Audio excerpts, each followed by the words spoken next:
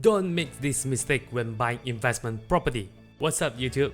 I'm Danico, I'm property investor, business owner and author. Now needless to say, we all know that property is an asset, but that is only possible if you bought the right property with cash flow. The thing is, we all very tempting to buy property, but if we make mistake, then it will become a liability to us, which is a serious problem when you have huge debt on your mortgage loan. Now to me, I'm a little bit conservative when it comes to property investment.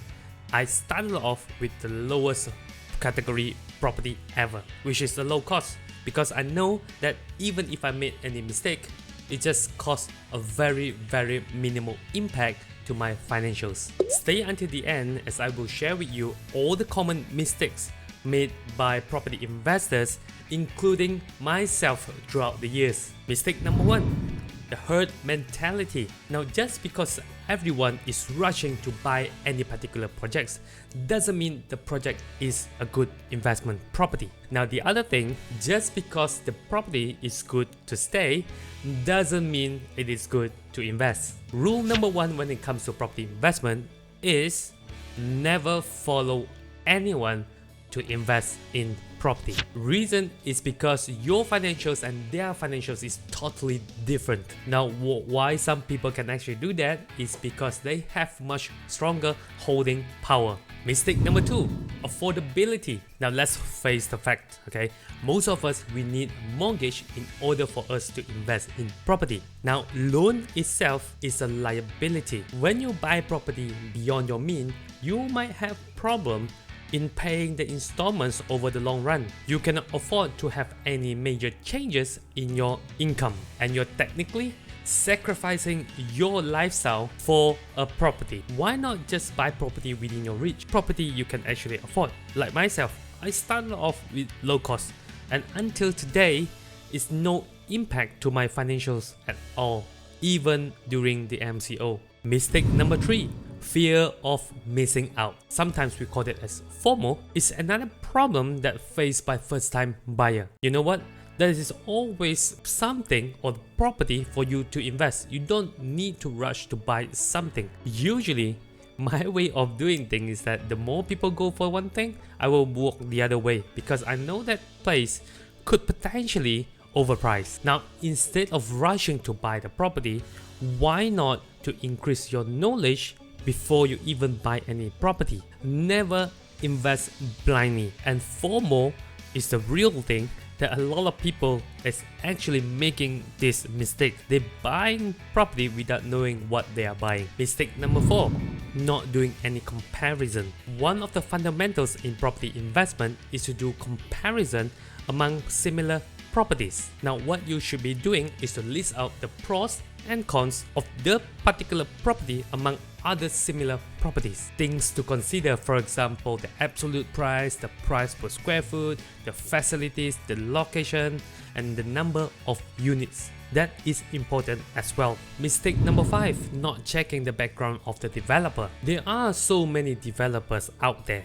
You have to make sure that the developer that you're going to buy the property or the project is reputable in the market. Now this is to make sure that the developer is able to deliver and to complete the project for you. Mistake number 6, buying because they are cheap. Now don't get me wrong, I'm not saying that cheap property is not good, but if you buy the property in the middle of nowhere and you treat it as an investment, that is the problem. Now we can easily get landed property for less than 150,000, but the problem is there's no growth in the area, no economic growth, no population growth.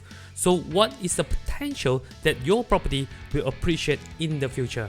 Now I have seen property more than 20 to 30 years, the price remain the same, if not lower. So be careful with this. Cheap doesn't mean it's good. So you have to back to the fundamental, look into the location, any potential that the property will appreciate in the future. Mistake number 7, you sign the SPA, sale and purchase agreement, before you even get the loan. Now back in the days 10 to 15 years ago, people usually sign the SPA and then use the SPA to get the loan with the bank. But these days, it's very hard to get the loan. So it works the other way around. So bank usually accept your booking form instead of SBA in order to process your loan. With this, you will have less risk in terms of losing your deposit in the event you're unable to secure any financing from the bank. Mistake number 8, miscalculate the upfront costs. Now, when you are investing in property, regardless if you're buying a new project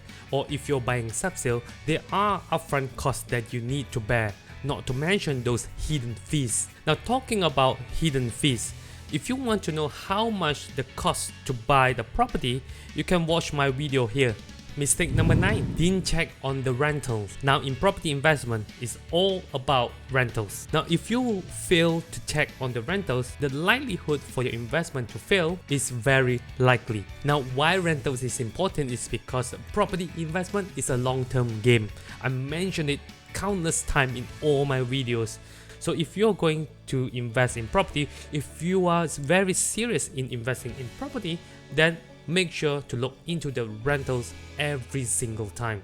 There's no exception to this. Mistake number 10, property as short-term investment. As I mentioned before, property investment is always a long-term game. Now let me put into perspective. Now treat property investment as if you were planting an apple tree. Giving time, the apple tree will give you constant apples supply over the years. If you plant the apple tree hoping within a year you will get a good return, it won't be happening because the tree is not mature enough to give you fruits. Similar to property investment, you need time and patience in order to yield the return and the profit that you want. And that is the reason why you always plan property investment over the long run. Now, if you are new to property investment, the first thing that you need to do is to increase your knowledge. Now, what you can do is to download my free ebook via the link in the description below. Until next time, I see you in the next video.